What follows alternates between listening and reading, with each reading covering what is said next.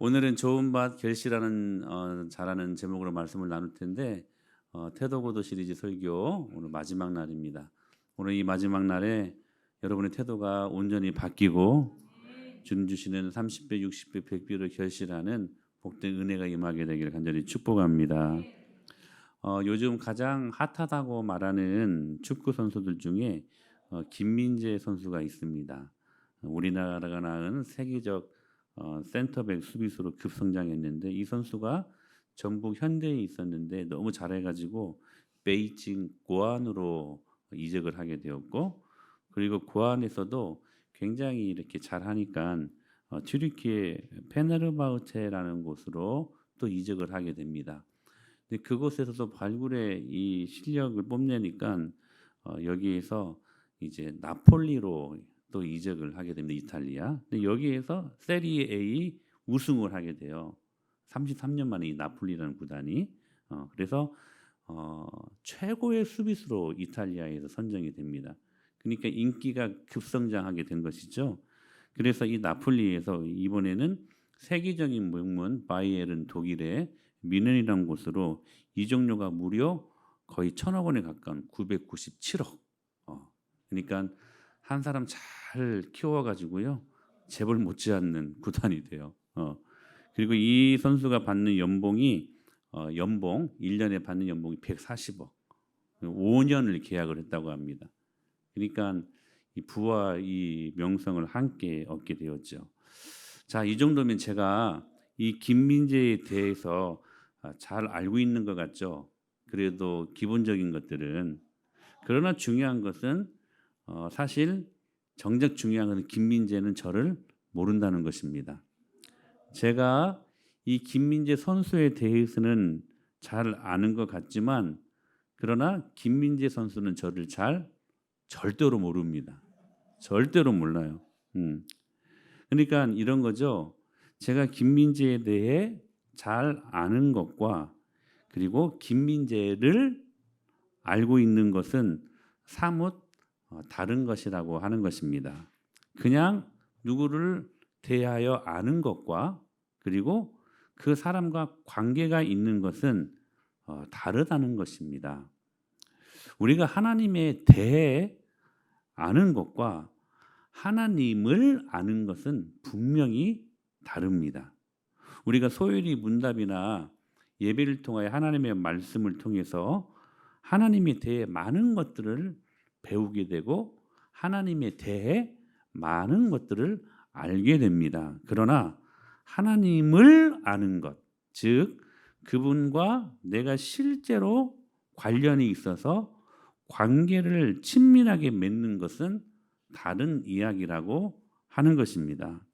우리는 지금까지 수많은 설교와 수많은 말씀들을 통해서 하나님에 대해 알아가고 있습니다. 그러나 정말로 중요한 것은 뭐냐면 그분과 내가 관계가 있는 것, 상관이 있는 존재가 되어야 한다는 것입니다. 분명히 귀신도 예수 그리스도가 누군가를 알았습니다.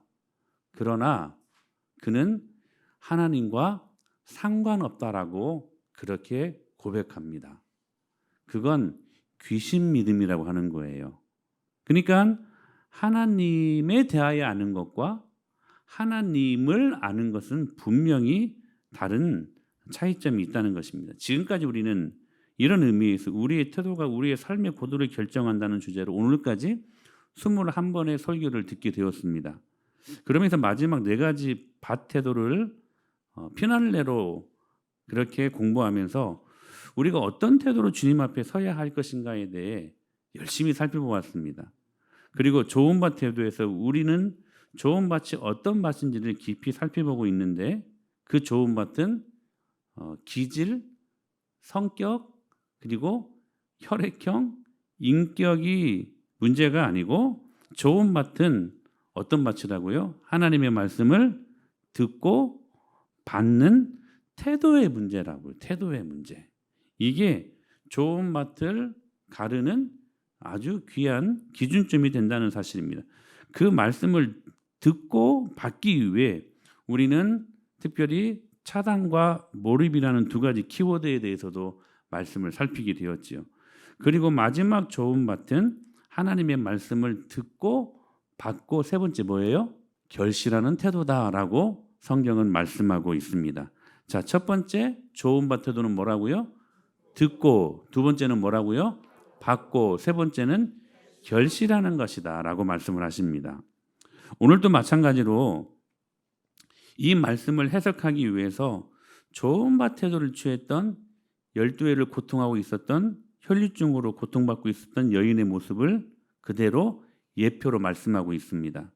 그러니까 좋은 밭을 이야기하면서 그렇게 좋은 밭을 태도로 취했던 12의 혈류증 여인을 그대로 이야기하고 있죠.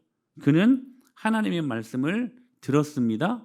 그녀는 하나님의 말씀을 받았습니다. 그래서 모든 부정적인 신호를 다 예수님의 이름으로 차단하고 그리고 하나님 말씀에 몰입하지요. 사랑하는 여러분, 오늘 이 짧은 설교에 여러분 몰입할 수 있게 되길 축복합니다. 다른 시선에 눈 돌리지 말고 다른 생각에 여러분의 마음 빼앗기지 말고 몰입하시기를 바랍니다. 그리고 결실하는 자래요. 결실하는 자래요. 오늘 이 여인이 어떻게 좋은 밭 되어서 그 말씀을 듣고 받아 그리고 오늘 주제인 결실하게 되었는가? 결실하는 그 여인의 태도에 대해서 한번 제가 여러분들에게 설명해 드리겠습니다. 모세의 율법은 특히 세 가지 형태의 부정을 중대하게 생각했습니다. 하나는 뭐냐면 문둥병이었고요. 또 하나는 유출병이었고 혈류증, 지금 이 여인이 고통하고 있었던, 그리고 세 번째는 죽은 시체였습니다. 여기에 손을 대면 부정한 사람이 되는 거예요. 그래서 율법은 철저히 이 세 가지 부류의 이 부정에 대해서 터치하지 말라고 접촉을 철저히 금했습니다. 만약 이 세 가지 금기를 어길 경우에 공동체로부터 추방까지 당합니다. 추방까지. 그러니까 이 문둥병, 유출병 그리고 이 시체에 닿기만 해도 부정을 타가지고 공동체 밖으로 이것들을 손대는 사람들이 쫓겨난다면 나병에 걸린 사람들, 유출병에 걸린 사람들은 그 당사자들이야. 여러분 오죽하겠습니까? 그 당사자들은 자기 집이나 동네로부터 추방을 당해야 하는 것은 두말할 필요도 없는 것이겠죠. 만지는 사람들도 부정 타가지고 쫓겨나갈 판에 그 당사자들은 오죽하겠냐는 것입니다. 이 중요한 사실은 이 문둥병 환자나 유치병 환자 그리고 시체에 접촉해서 부정을 탄 사람들을 가려내서 예배는 물론이고 공동체로부터 추방하는 판단과 결정을 내리는 사람이 바로 당시에는 회당장이었습니다. 회당장. 구약 성경에서는 누구였을까요? 제사장들이었고.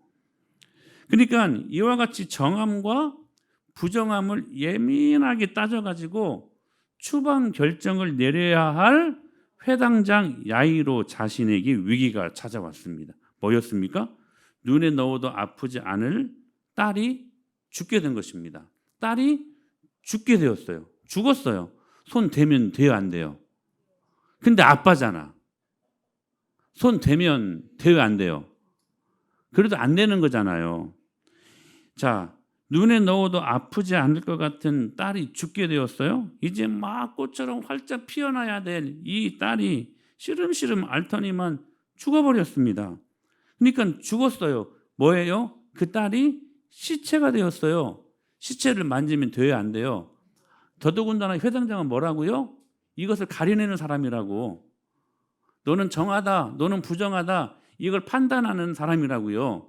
근데 자, 이런 율법을 갖고 있었던 이 상황 속에서 지금 회당장인 이 야이로가요, 이 문제 앞에 이거 큰 문제야, 진짜. 잘못하면 내로남불이 돼버리는 거야, 지금. 그래서 이걸 어떻게 해야 될까? 그럼에도 불구하고 그는 율법이 문제가 아니었거든. 부성애가 더 컸던 것 같아요. 그래서 어떻게 해서든지 사랑하는 딸을 살려내야만 한다는 부성애가 더 커졌습니다. 그래서 모든 체면과 모든 사회적인 신분을 당시 회당장은 지금으로 보면 당시는 종교 사회였기 때문에 장관급 아니 큰 재벌급 이런 정도의 신분적인 사회적인 신분을 갖고 있었던 사람이었습니다. 그러니까 이걸 포기하고 이제 자신의 딸 시체에 손을 댄다고 하는 것은 이 모든 것들을 다 내려놓게 된다는 그런 상황이라는 것입니다. 그럼에도 불구하고 모든 체면, 사회적인 신분 다 제쳐두고 못 고칠 병이 없다는 예수님을 찾아가서 넙죽 절을 하고 딸을 살려달라고 애원하게 됩니다. 이게 12혈류증 여인의 스토리 전후 그 가운데 12의 혈류증 여인의 사건 이야기가 있잖아요. 전후 있었던 스토리였습니다. 자, 그런데 이렇게 예수님을 모시고 자기 집으로 이 야이로가 다급하게 가는 길목에서 예상치 못한 일을 만나게 되었죠. 무엇입니까? 12회를 혈류증으로 앓고 있는 이 여인이 은밀하게 예수님의 옷자락을 만진 사건이었습니다. 지금 이 여인의 처지는 기가 막힙니다. 혈류증 끝없이 하혈을 계속하고 12년 동안을 불결한 냄새로 살아야만 했던 사람이었습니다. 율법이 그를 부정한 사람으로 취급해버렸으니까 예배로 나아갈 수도 없었고 사랑하는 가족들도 만날 수 없었고 그래서 공동체로부터 완전히 분리되어 모든 인간관계가 끝나고 사회적으로는 죽은 지 오래되었습니다. 그러던 차에 복음이신 예수님의 소문을 듣고서는 공개적으로 나갈 수 없는 처지였기 때문에 군중 속에 몰래 끼어서 예수님의 옷자락, 그 옷자락이 뭐라고 그랬어 지난주에? 술, 그렇죠. 옷을 가느다란 실 같은 거예요. 그 가느다란 옷자락도 아니야. 가느다란 실 같은 거 그거 하나 만졌던 것입니다. 여기 27절에 나오는 터치, 손을 댔다라고 이야기하죠. 그가 뒤로 와서 그의 옷에 손을 터치했다. 근데 굳이 비교를 한다면 회당장 야이로의 딸의 경우에는 예수님이 손을 댑니다. 예수님이. 자, 보실래요? 예수님이 손을 얹고 예수님이 그 아이의 손을 잡았습니다. 근데 달랐어요. 혈류증 여인의 경우에는 혈류증 여인이 터치합니다. 예수님을. 분명히 다르지요. 자, 야이로의 딸은 예수님이 손을 댑니다. 그런데 지금 혈류증 여인의 경우에는 혈류증 여인이 예수님에게 손을 댑니다. 달랐어요.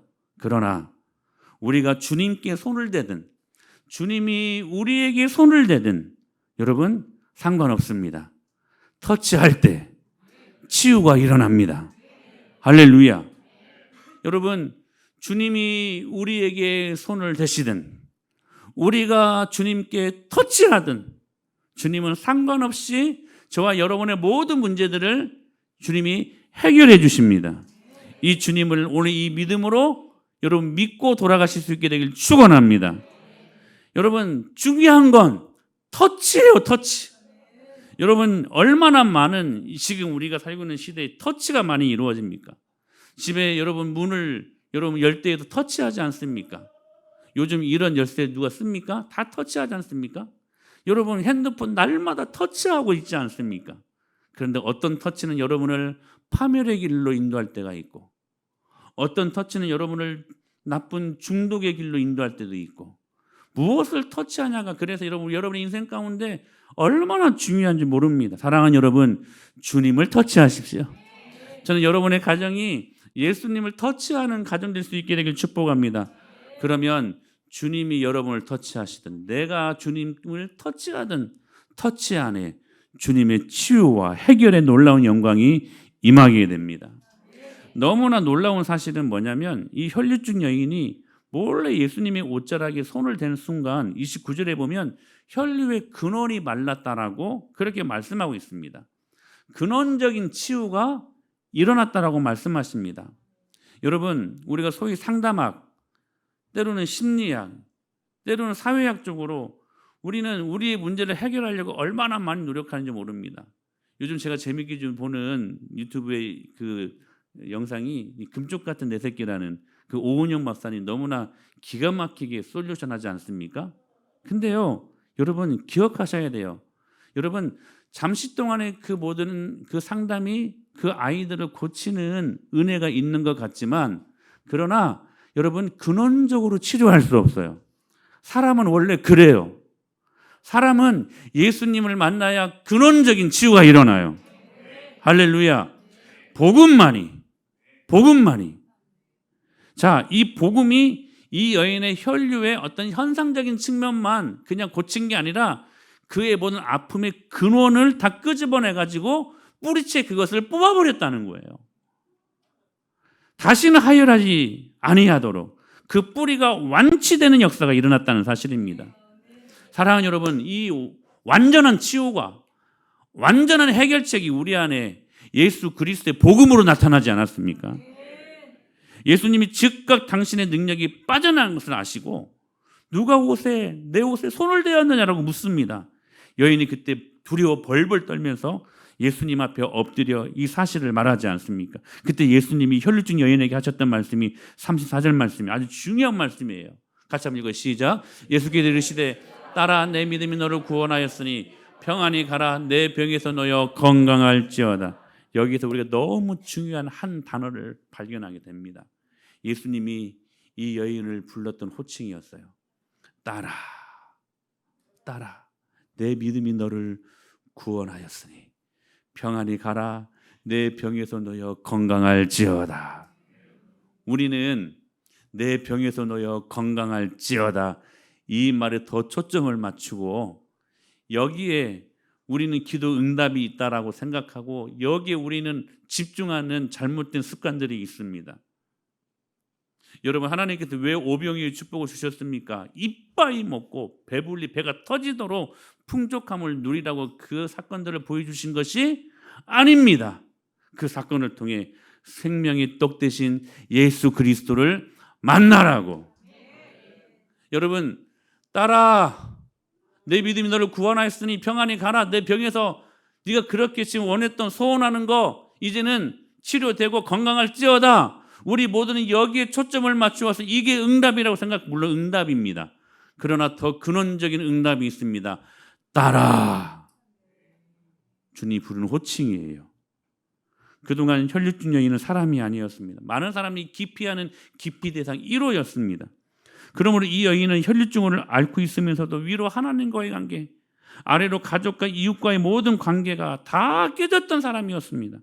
그러나 이제 예수님이 옷자락에 손을 대면서 단지 혈류증이라는 병만 고친 것이 아니라 깨어진 모든 일체의 관계가 따라 이 한마디의 하나님의 말씀으로 말미암아 회복된 거예요.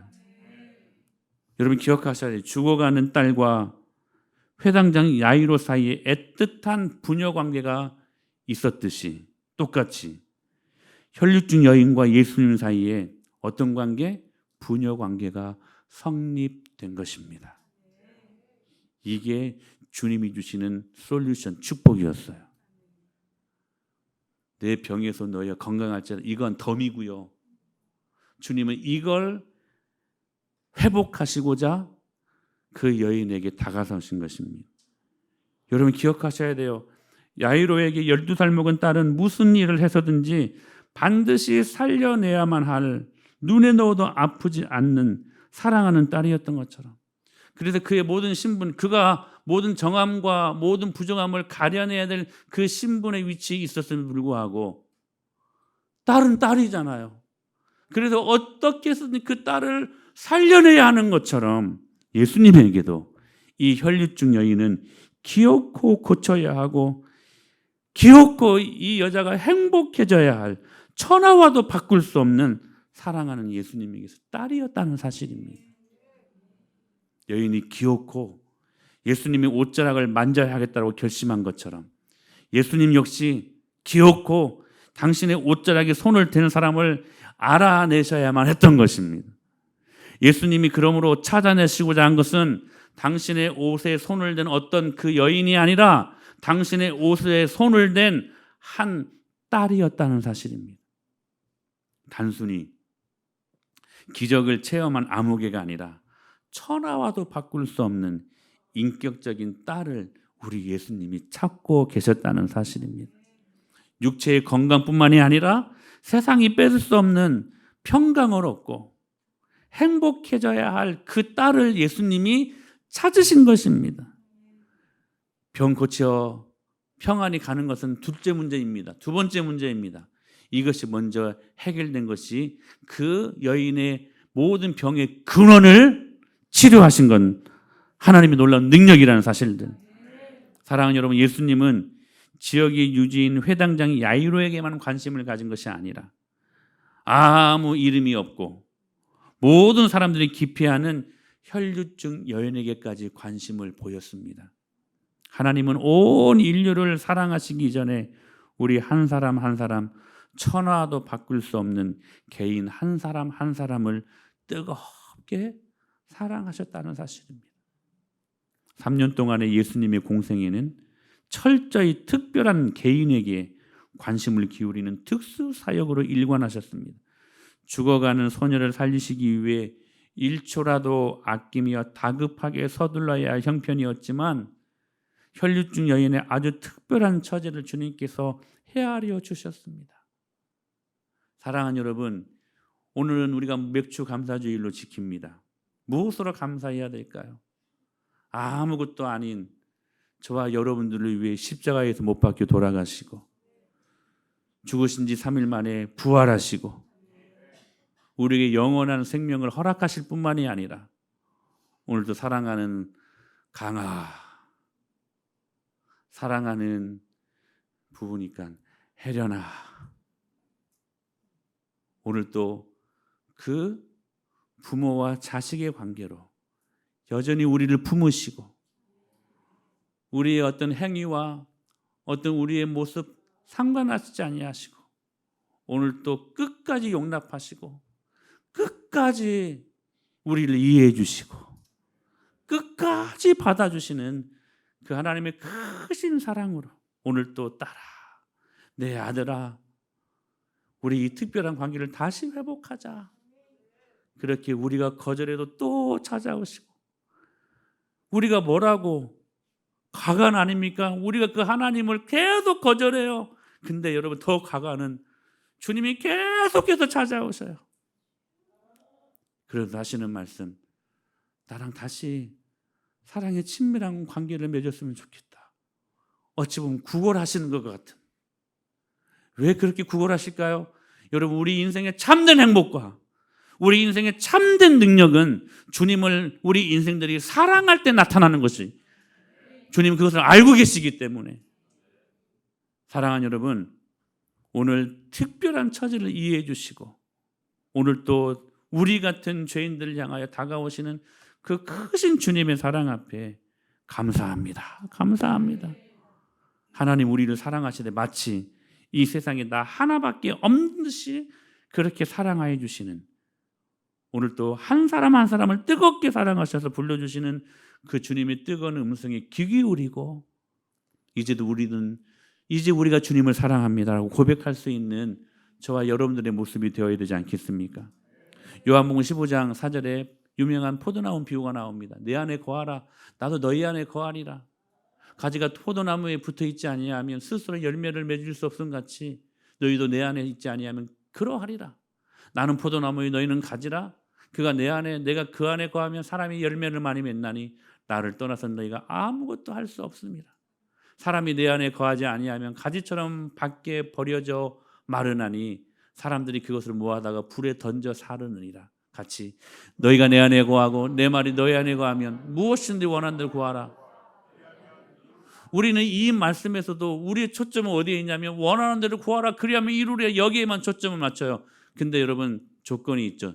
너희가 내 안에 거하고 내 말이 너희 안에 거하고 무슨 말씀입니까? 관계요, 관계. 내 아들아, 내 딸아, 관계요, 관계. 너희가 내 안에 거하고 내 말이 너희 안에 거하면 무엇이든지 원하는 대로 관계가 이루어지면 무엇이든지 원하는, 여러분 그 무엇이든지가 세속적인 것이 될 수 있을까요? 아니요. 우리가 주님과의 관계가 이루어지면 우리는 거룩한 것들만 구하게 된다는 겁니다. 아멘. 우리가 하나님과의 관계에 여러분 사랑의 축복된 관계가 이루어지면 무엇이든지가 그 무엇이가 아니에요. 우리가 원하는 속적인 세속적인 것들이 아니에요. 거룩한 것들을 구할 때 주님이 그거 구하면 내가 100% 이루리라. 이렇게 말씀하시는 거예요. 결국 결실하는 밭은 물리적으로 결실하는 밭이 아니라 하나님과 긴밀한 인격적인 관계를 이루는 받침이 명확해졌습니다. 관계의 친밀함. 여러분 요즘 하나님과의 관계가 어떻습니까? 말할 수 없이 친밀하십니까? 여러분 요즘 어떠십니까? 하나님에 대해서는 잘 알고 있는데 하나님을 알고 계십니까? 하나님에 대하여만 아는 사람들, 그래서 옛날 태도 아직도 고수하고 도무지 바뀌려고 하지 않는 사람들, 종교인들 아닐까요? 그러나 하나님을 안다면 그 관계 안에서 하나님이 기뻐하는 건 나도 기뻐하고 하나님 싫어하는 건 나도 싫어하고 그 안에서 우리의 삶의 태도가 바뀌고 어느새 나도 모르게 나의 그 고집불통이 예수님의 이름으로 다 꺾이고 잘못된 나의 신념과 잘못된 나의 모든 가치가 예수님의 이름으로 바뀌고 어느 순간 내가 하나님을 닮아가는 사람이 되어가고 있는 것입니다. 여러분, 크리스찬이라는 이름의 뜻이 무엇입니까? 작은 예수라는 말 아닙니까? 내가 예수님을 닮은 사람들, 그 사람들을 크리스찬, 그리스도인이라고 하는 것입니다. 너 종교가 뭡니까? 저 크리스찬입니다. 여러분, 그렇게 말할 수 있는 여러분들의 조건이 뭐냐면 주님을 닮아가는 거예요. 그 관계 안에서 아버지와 딸의 관계, 부녀 관계, 이게 결실하는 밭의 모습이라고 하는 것입니다. 사랑하는 여러분, 이번 맥주 감사 이 주일에 우리가 반드시 이 관계가 회복되고 넘어가야 될 것을 결단하시길 바랍니다. 끝까지 찾아오시는 주님, 우리를 사랑하시는 끝까지 사랑하시는 주님, 우리 안에 거하기를 기뻐하시는 주님, 우리랑 함께 관계 맺고 우리랑 함께 살고 싶어 하시는 주님, 호세의 말씀에 의하면 우리에게 장가 들고 싶어 하시는 주님, 말이 됩니까? 웬 은혜입니까? 웬 축복입니까? 여러분, 이 한 가지 회복하고 이 한 가지 붙든다면 여러분의 모든 지금 현상적으로 경험하고 있는 모든 문제들, 아픔들은 아무것도 아니게 됩니다. 왜냐하면 그 사랑이 너무 커서. 지금까지는 그 문제가 너무 컸는데요, 이제는 그 주님의 사랑이 너무 큰 거예요. 너무 크니까 상대적으로 내게 지금 임하고 있는 모든 고통과 아픔들은 아무것도 아닌 것이 되어버리는 것입니다.